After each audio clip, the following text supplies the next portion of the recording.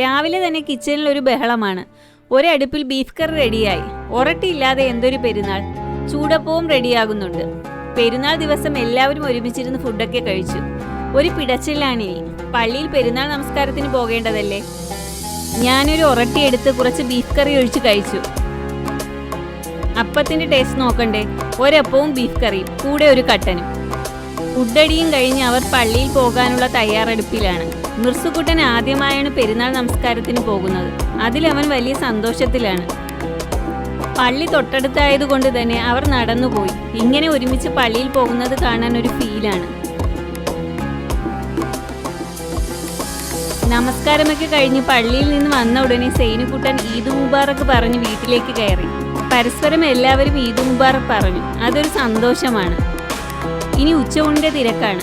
ഉച്ചയൂണിന് നല്ല ബീഫ് ബിരിയാണി ആയിരുന്നു കേട്ടോ. മൂടി മാറ്റി ബിരിയാണി ഒരു പാത്രത്തിലേക്ക് കോരി. നല്ല മണം. കൂടെ പപ്പടം, നല്ല ചിക്കൻ പൊരിച്ചത്, മാങ്ങ അച്ചാർ, നല്ല തൈര് സലാഡും. ഓരോരുത്തർക്കും വിളമ്പി കഴിക്കാനിരുന്നു.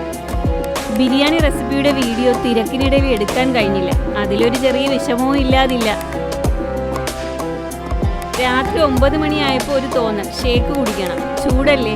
അടുത്തൊരു ഷോപ്പിൽ ഷേക്ക് കുടിക്കാൻ പോയി. അന്യായ തിരക്കായിരുന്നു. ചിക്കു ഷേക്ക് ആയിരുന്നു ആഗ്രഹം. ചിക്കു തീർന്നു. പിന്നെ കരിക്കിൻ ഷേക്ക് കുടിച്ച് കൊതിയങ്ങ് തീർത്തു.